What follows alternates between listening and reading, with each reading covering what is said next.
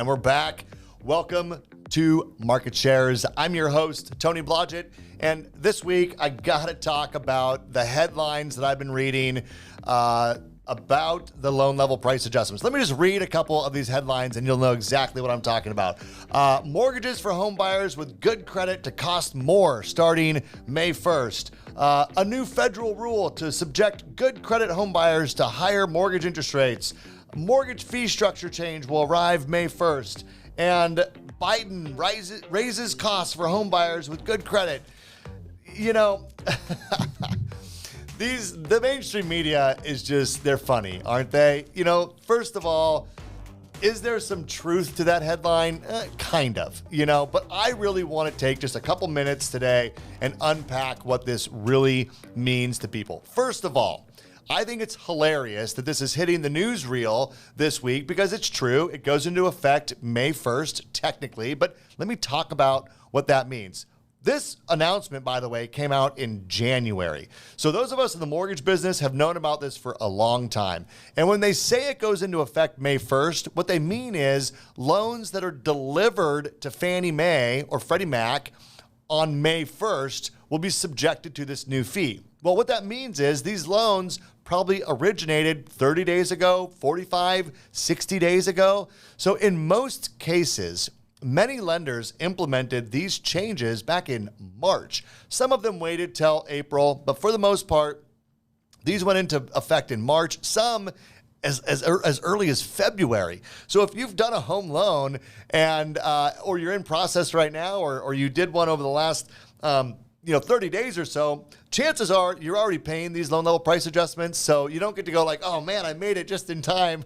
Chances are these have already been in place. We've had these in place for quite a while. So that's the first thing that I want to get out there is this is kind of old news and it's been around for a while. Now, is it true that borrowers with good credit are paying a little bit more for their mortgages? Yes, they are paying more than they were. Not across the board, but in many instances, and I'm gonna jump into those really quick. But before I do, let's just talk really quickly about loan level price adjustments. Like, what are loan level price adjustments?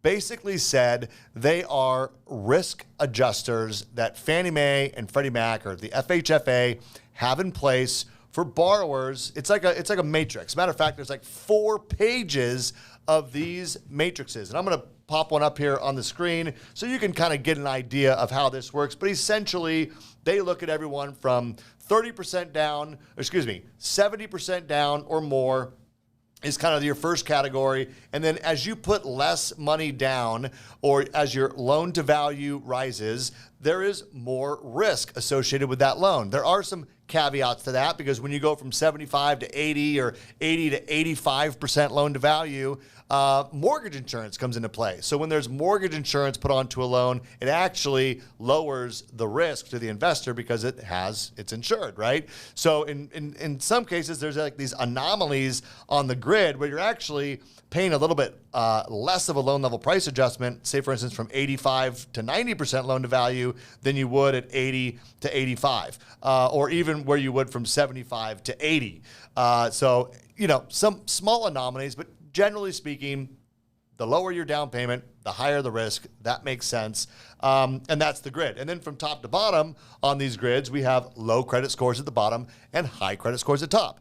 Now, I have the new grid here after all these changes that everyone in the news is talking about, and there is not one instance on these risk matrices where a borrower that has a lower credit score is paying a lower loan level price adjustment. It is not a thing, even after all these changes. And I think that's the most frustrating thing about the news cycle is they make it sound like borrowers with lower credit are paying lower loan level price adjustments than those with good credit. And that is simply not the case. Matter of fact, I even heard some people talking about maybe you should stop paying your bills, lower your credit score, and you'll get a better interest rate. I am here to tell you that is not the case, and that is the most misleading information you could possibly get regarding these changes. So, very simply said, borrowers with under a 640 credit score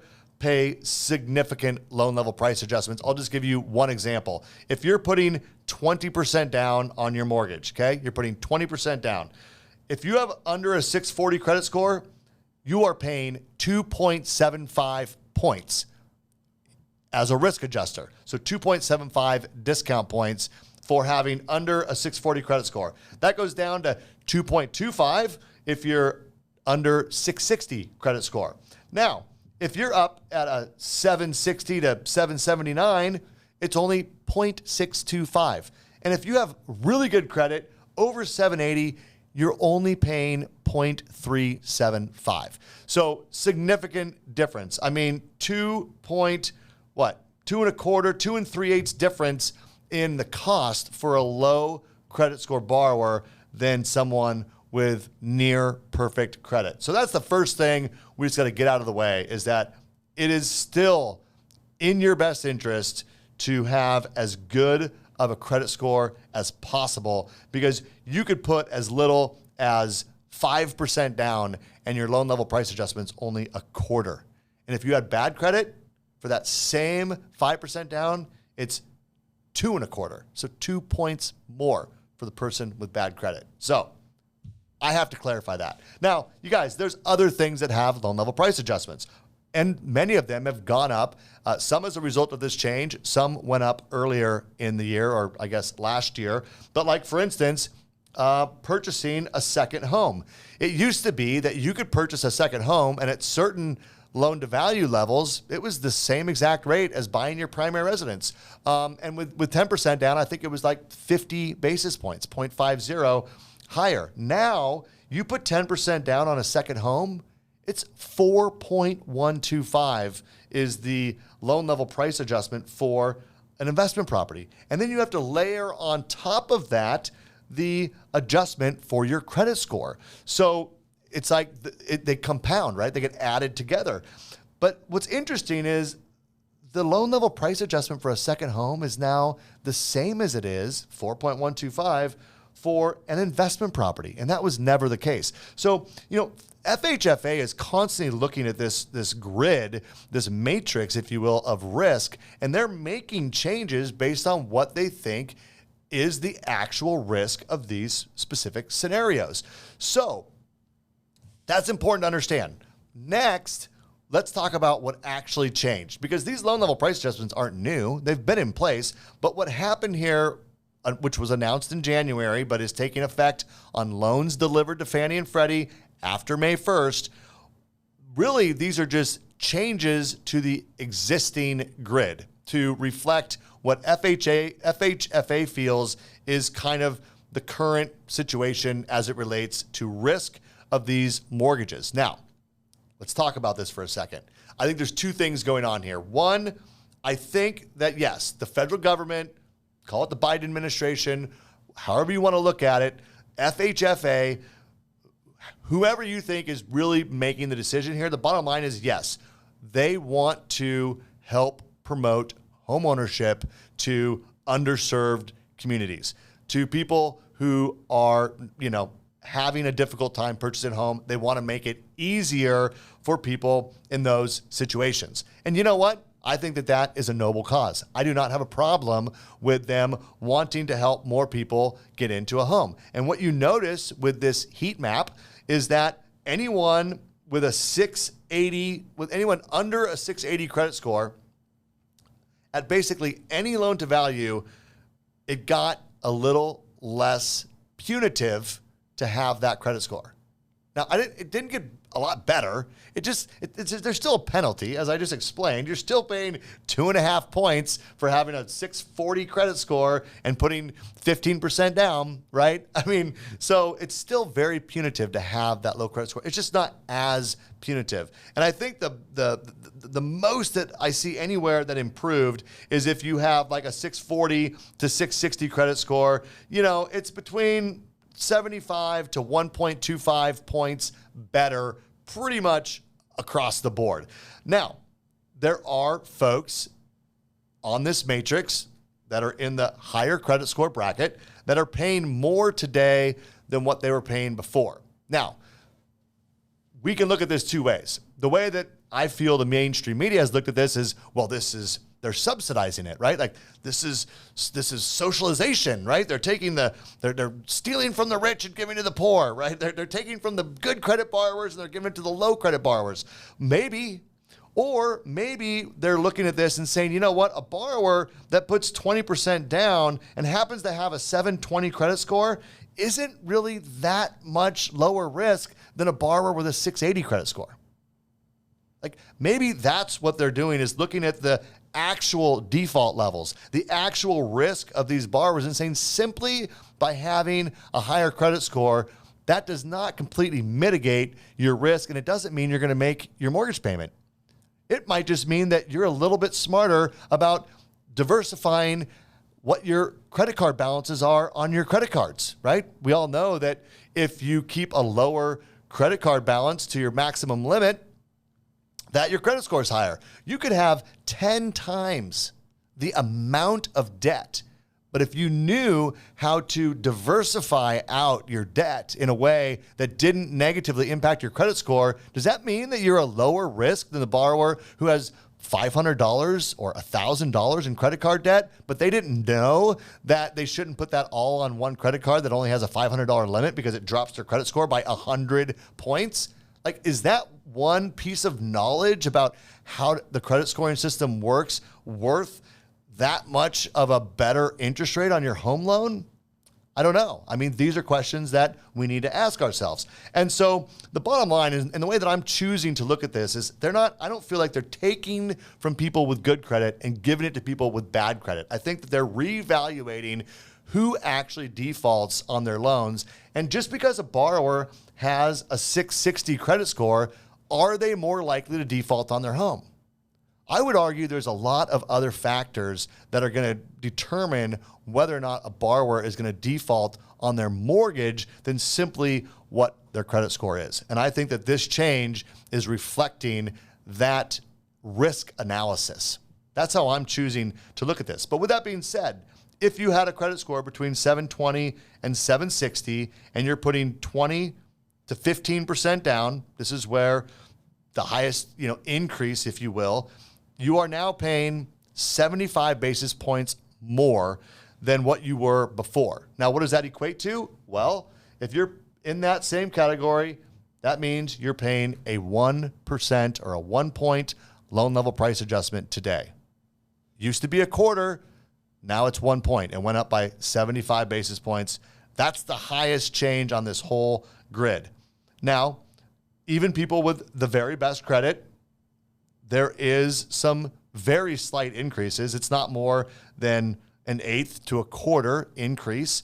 So it's really this kind of middle section. It's really between, people with a 680 to like a 760, maybe you could say a 780, in that kind of 25 to 10% down category. That's where you see the most red on that heat map. Now, I will say that everyone, regardless of their credit score, got an improvement if they're doing a minimum down Fannie Mae loan. So 3% down loan is better for everybody. So it's obvious that they're looking to promote and help people get into homes with lower down payments and marginalized credit.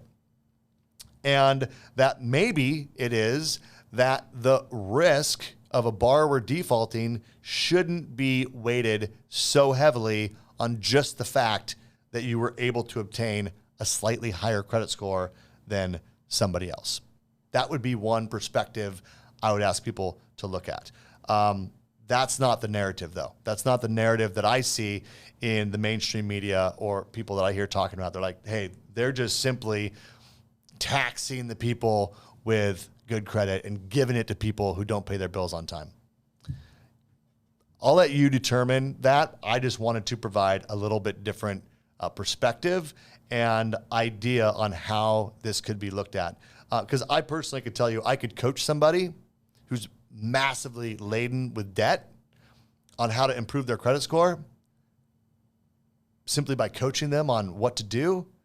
And it's not going to translate into them being a lower risk borrower. In some cases, it can mean they're higher risk because they know how to play the debt game and make it look good. Maybe there's bigger flaws with our credit scoring system. Anyways, lots to talk about there. But anyways, guys, I wanted to put this out there to really just demystify what's going on, bring some clarity and maybe a little different perspective than what people have considered. With all this being said, the last thing that I will say, and we talk about a lot on this show, is how important it is to work with a mortgage professional. As you can see, this stuff is complicated. There's significant differences in what you would pay in loan level price adjustments. In some cases, just by putting 1% more down, for instance, can make a big difference. And so when you work with a lender who's simply taking your order, right? Like you're the home buyer and you go to them like, I want to put X amount down and I want to structure my loan this way. And they go, okay, here's what your rate would be. And you go, great, that sounds great. I'm just looking for the lowest rate.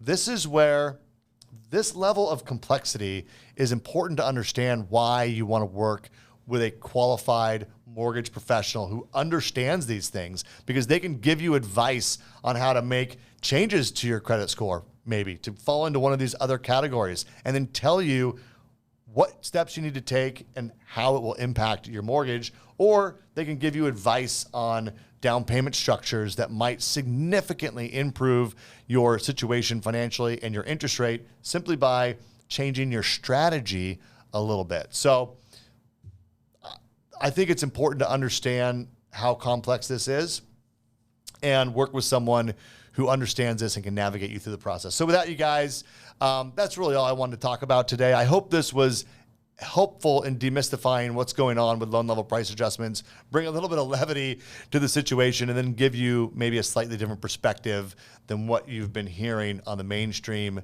media. But bottom line is, better credit scores get better interest rates, period. That's just the bottom line. And, I guess one thing I'll end with, most of these, let's be honest, most of these people that had the large improvements, even people under a 660 credit score, if you're going to pay, you're still paying 2.25 points for that credit score. You're probably going to want to consider looking at an FHA loan if that's the case. Not everybody, right? Because you might have a large down payment. You got to do the analysis and see. But what's funny is most people who had the biggest improvement here by FHFA are probably going to use an FHA loan anyways, because it's still significantly more expensive to have that lower FICO score. So with that, you guys, thanks for your time and attention today. Thanks for being a subscriber to Market Shares. Like I said, more important than that is letting people know that this content even exists. So if you're in the mortgage business or the real estate business, please let your colleagues know about Market Shares. Like and subscribe if you haven't already, and we will drop another episode next Friday. Take care.